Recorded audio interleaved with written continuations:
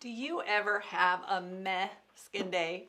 You wake up in the morning, you look in the mirror, and the skin is just kind of meh. It's looking tired, it's looking lifeless and older, and it's just meh. Well, today I'm going to share with you my secret weapon from when I'm having a meh skin day, and I'm going to show you how to make every day a great skin day. So stay tuned. We're going to be talking about corrective toners. Now, there is a difference between corrective toners and mists. A mist tends to be a toner that is a hydrator. It's hydrating the skin, it's feeding your skin nutrients, maybe antioxidants and some wonderful soothing and calming ingredients.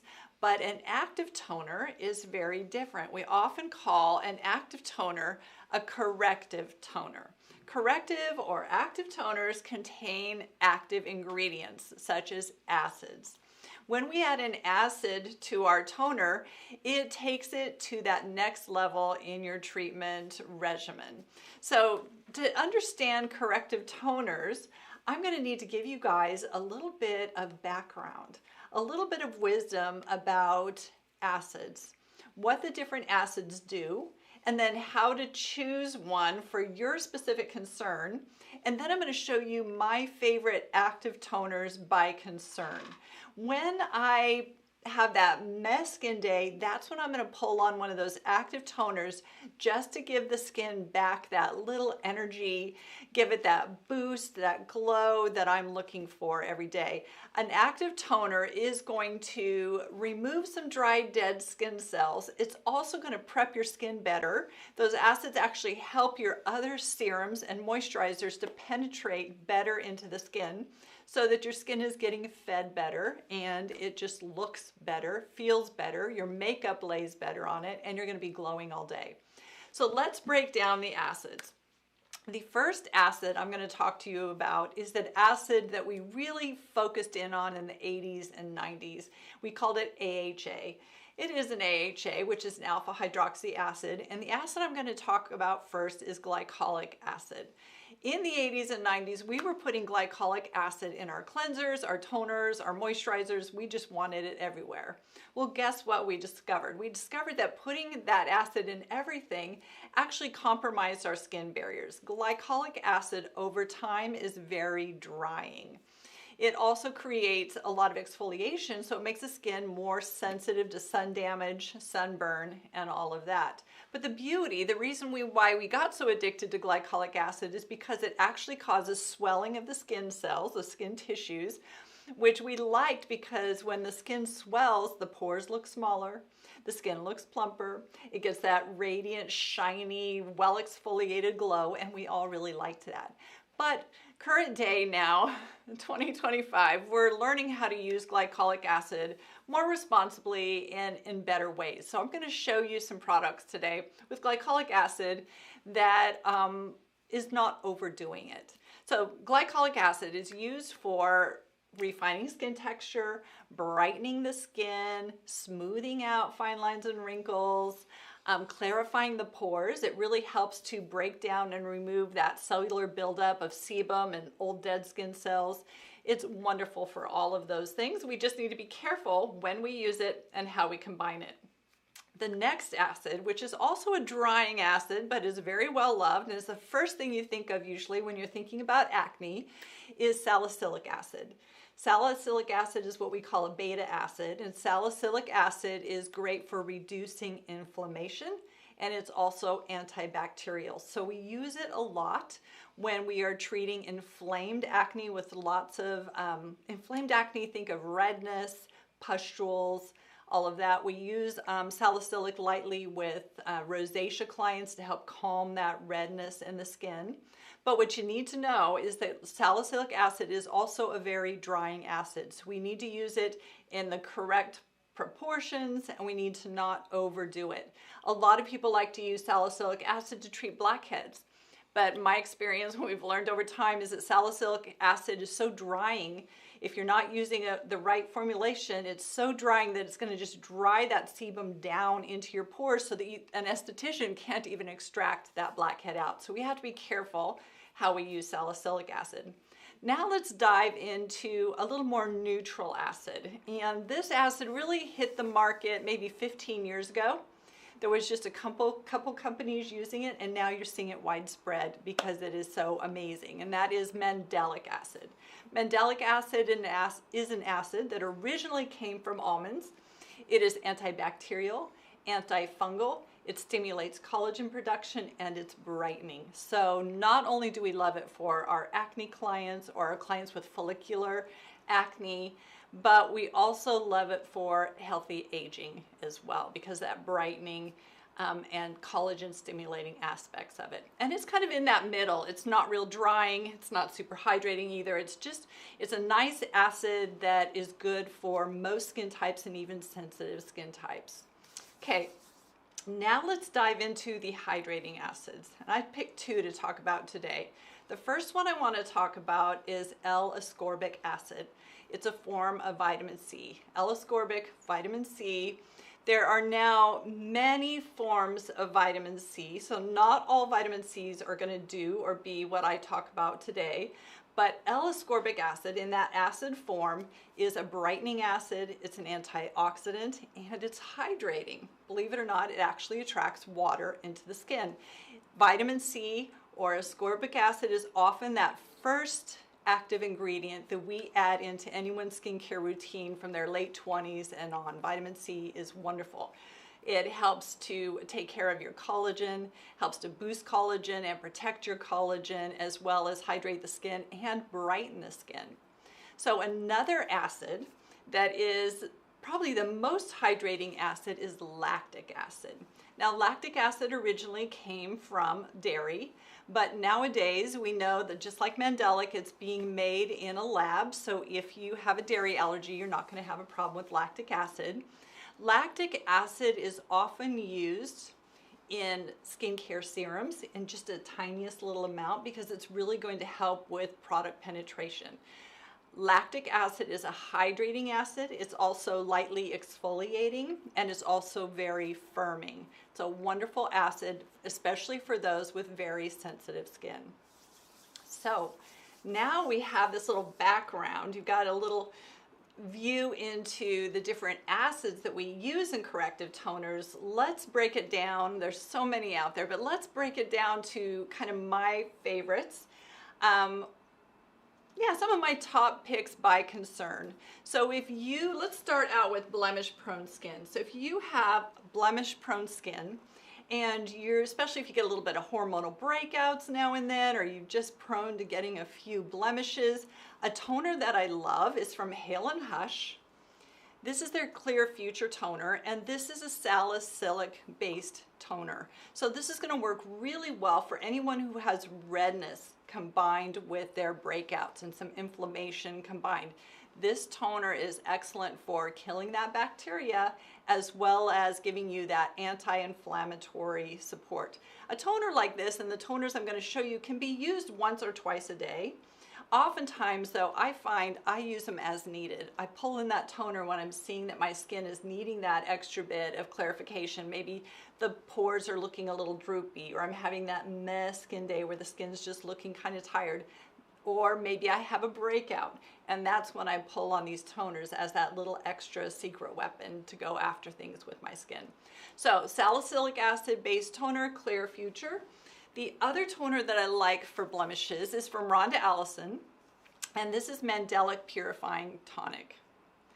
Mandelic acid in this toner is so gentle. It's antibacterial and antifungal, so a lot of times people have breakouts in the hair areas of their face, maybe their jawline, around their hairline. A lot of time that's a follicular kind of acne, and that has to do with a fungus.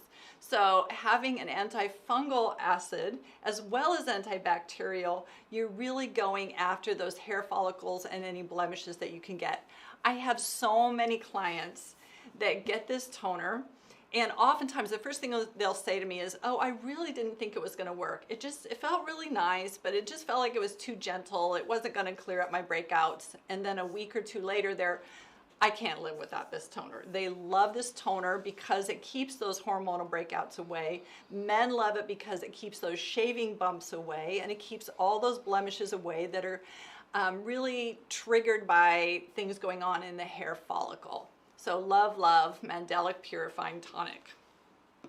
Next toner we're going to move on to, okay, we're talking about drying acids. We're starting off with our kind of our strongest toners right here.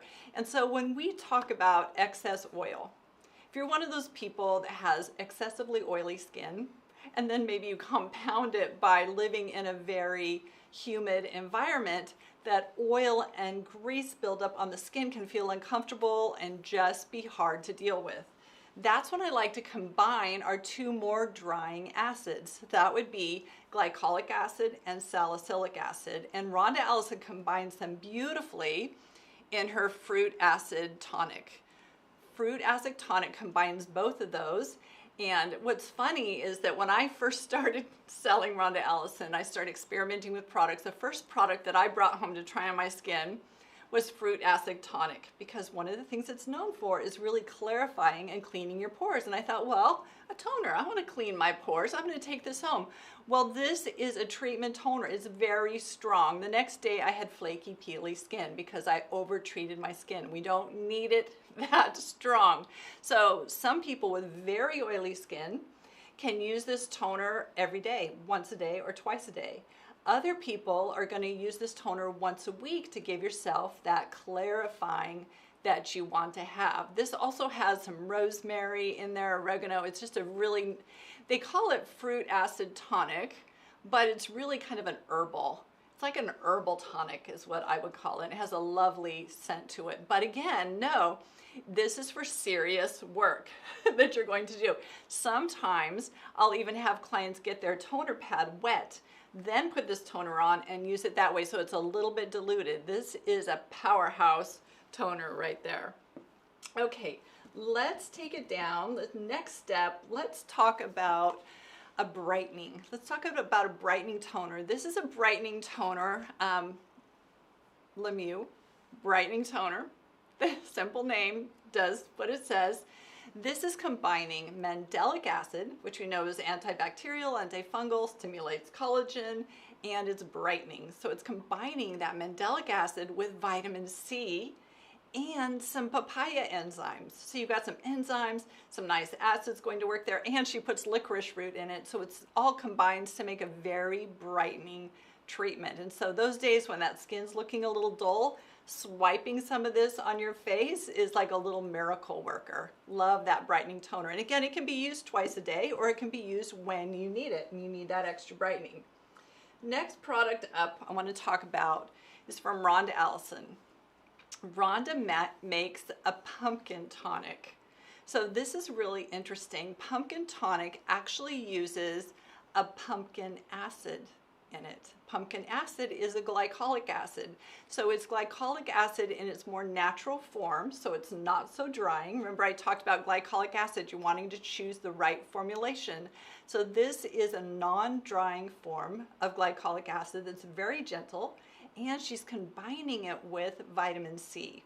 So pumpkin tonic is the toner that you want for lines, wrinkles, sun damage, the skin that's just looking like it's sun weary, like it's had too much environment over time. So that environmental damage, too much texture or buildup of texture on the skin, that's when you want to grab that pumpkin tonic. It's going to smooth out rough skin, dry lines, and it's going to brighten the skin because it's got that vitamin C in it. And then we've got two kind of forms of acid in there. We've got that form of glycolic, and then we've got the vitamin C, both really brightening, but that vitamin C is also a humectant. So it's also pulling a lot of moisture in to help counterbalance that naturally occurring glycolic in there. So Rhonda Ellison's pumpkin tonic is probably one of her top selling tonics. I have to take that back. There's two tonics from Rhonda Ellison I really can't live without. Pumpkin tonic and the Mandelic Purifying, both just amazing. Rhonda, I have never seen another formulator who does such an amazing job with their tonics. And that's why almost every tonic I've showed you, or every toner I've showed you today, has been for Rhonda. So let's not forget about our sensitive skin people. If you have sensitive skin, aging skin, losing some firmness, you're wanting to get collagen production happening and really firm the skin, the tonic that you want to grab is Lactic Renew Tonic. Lactic Renew has that lactic acid, which is very gentle. Lactic acid is a big hydrator, but it's also very firming. So this is your firming renewal tonic that gives the skin that extra glow, that firmness, and just a little bit of clarifying of the pores, but in a very, very gentle formula for the most sensitive, delicate skin types. Now, when we're talking about these toners, all these great toners, they have amazing ingredients in them, top notch. They're like a serum toner. So when you're using a toner like that, you don't want to use a cotton ball. You don't want to use a round cotton pad because they're just going to waste the product. The cotton's going to absorb all that great product, and then some of it will get on your skin, but a lot of it's still in that pad. So what I sell at Art of Skincare are our Luxe toner pads. Luxe toner pads are a gauze toner pad just like we would use in a treatment room when we're doing a peel.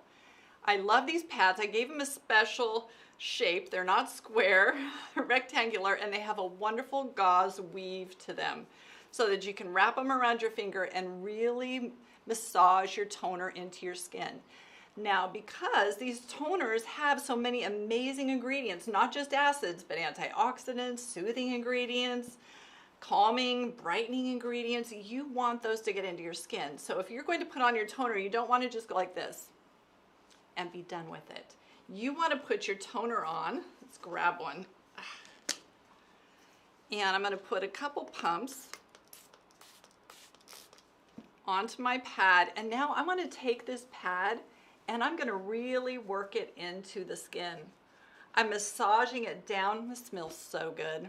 Rhonda is so amazing. She's like the most amazing formulator. I'm really going to massage this in all over my face where you have dark spots or lines, where you have pores that need a little extra help.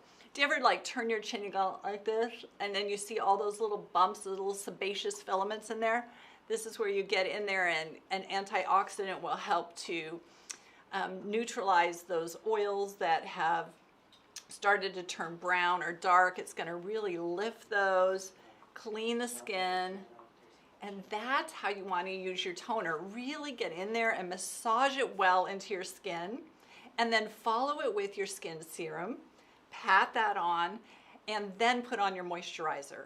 Using that active toner first is really going to set your skin up to receive that serum, and the little bit of acids in these toners is going to act like a magnet to pull. It's a great vehicle. It's just going to pull those serums and the great nutrients deep into the skin so that you're getting the most out of the great products that you use every day. So that is my talk for you guys today on acids and active toners. What I want to do now is answer questions. So if you have some questions for me, Harach over here is going to shout them out. And I love it. I love the questions. This is the best part of the show for me. It's not the Gina show anymore. I can set that aside. I can really dive into what your questions and concerns are. So let's do it.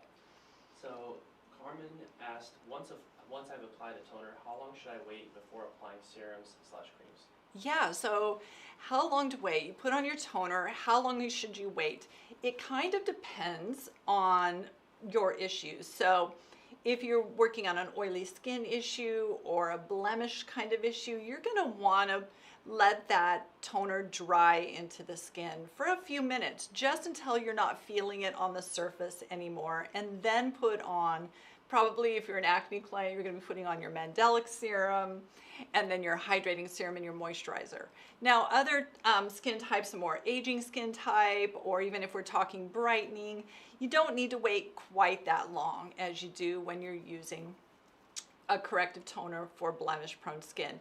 Put it on, let it air dry for just a second or two, and then go ahead and put your serums on. No need to wait very long in that situation. We also had another comment about somebody saying they love Rhonda Allison, but it's so confusing how the names often change, and so they don't know about the formulations and how they all kind of like, you know, change around. Sure, you bet. I love Rhonda Allison too, and we were all up in arms a few years ago when she changed the labels and essentially made like 4 different brands. One brand went to 4 different brands, and so a number of these toners that I showed you, mainly the Mandelic toner, has several different names. It is also known as Antioxidant Defend Tonic, and it is the same exact formulation in both bottles. It's just one bottle is in green, signifying that it's great for acne. The other bottle is the silver bottle, signifying that it's great for healthy aging. Because mandelic acid is that acid that I mentioned that's antibacterial and antifungal, but it's also very brightening and very good for your collagen. So there's some crossover going on there. If you ever have a question about which Rhonda Allison product is best for you, reach out to us on our live chat. Our estheticians are there. We're all highly trained with Rhonda Allison, and we can help put together a routine and help you choose the right formulation for your skin. We have another wonderful question. They asked, when am I supposed to apply the toner? May I know the exact order of application, Yes. moisturizer, toner, etc.? Absolutely. What a great question. I love this question. So first off, you're going to cleanse your skin. And I could go on for a whole show on how to cleanse your skin properly, but I won't do that because it'll make the show too long. So first things first is you're going to cleanse the skin. In the morning, I cleanse once. In the evening, I cleanse twice, and I use 2 different cleansers, one to break down makeup, and then another is the gel cleanser. Morning and night, no matter what kind of cleansing you're choosing, you've got to cleanse, and you've got to use a water-based cleanser. You can't use an oily balm. You can't do that because cleansing is your skin's opportunity to rehydrate. And a gel-based cleanser, a water-based cleanser, is what's going to break that surface tension and allow your skin to suck up the water. We need water in our skin. Our skin is 60% water. It needs water before it needs oil. So first off, you're going to cleanse your skin, and that's when you're going to grab your toner. Step 2 is your toner stage, and that's when you're really massaging that toner in all over. Step 3 is your serum. Put on your serums.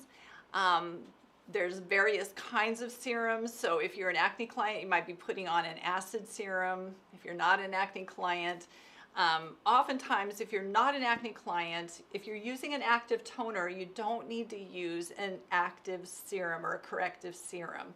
You're going to get your vitamin C, you're going to get your acids out of your toner. So then all what you need to do is put on your nourishing serums.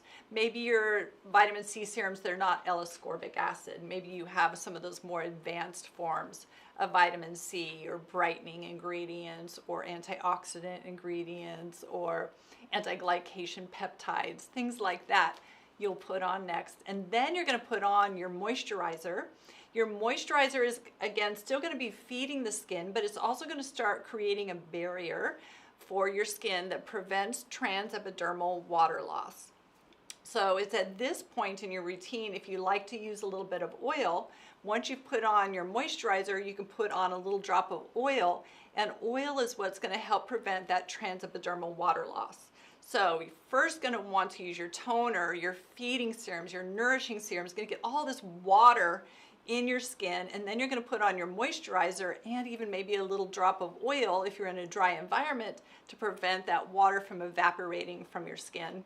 And then of course, everybody has to use SPF every day. I don't care if you're not going in the sun. If you can see light and you can see your hand in front of your face, you need to be putting on a sunscreen every day. Now, if you're not going outdoors, you may not need to reapply it throughout the day, but you've still got to get it on your skin in the morning. And then of course there's eye creams. You can put your eye cream on after your moisturizer or before your moisturizer. That's kind of a personal preference kind of thing.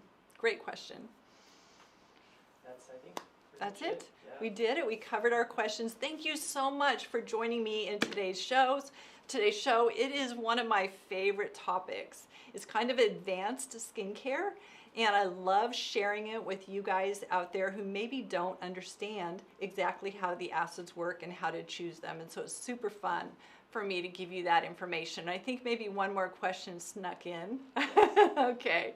Somebody said, I've been using the Hevitox pads 3 times a week. Those are AHA. I also have the Dr. ST Rejuvenating Toner. Can that be used before recovery? Okay, so you have the Hevitox pads, and which was the other one that she has? The PLLA? The Dr. ST Rejuvenating Oh, Toner. rejuvenating toner. Can that be used before recovery? Yeah, so recovery serum, the Hevitox ad, you're really going to massage those pads into the skin really well. Celine, don't leave because I'm going to use you. Celine just stuck her head in. So those Hevitox pads are part of your exfoliation and still almost part of your cleansing of your skin.